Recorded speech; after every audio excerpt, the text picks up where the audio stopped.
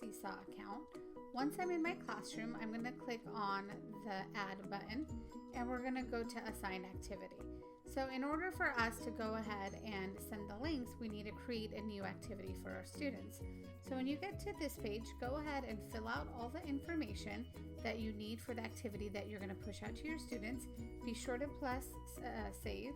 Here's an example of a completed activity. So once I have it, I can go ahead and click on Assign and select the class I want to assign it to.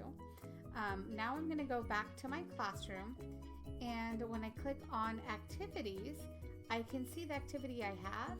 I click on the three dots and I can go ahead and tap on Get Student Link. So here, as you can see, it says that this link will take students to complete the activity. And so you can use the link and put it in your Google Classroom or another LMS, or we can put it into our drawing. So for example, I can go ahead and click on Copy and paste it into my drawing that I'm going to submit to students.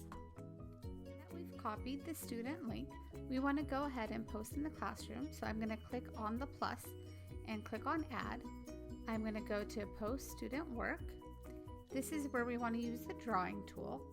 And in here, I can link my activities. So I can click on these three dots, click on that link icon, paste that link here, click on the green check mark, and now you have that activity link hyperlinked right within the drawing. So then you can have your students click right within. So if I wanted to add multiple activities, I would go ahead and repeat that process by getting the student link and posting them in here.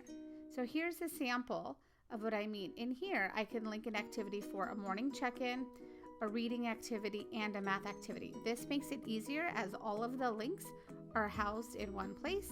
Then I can go ahead and click on the check mark. I can add it to all my students, click on the green check mark again.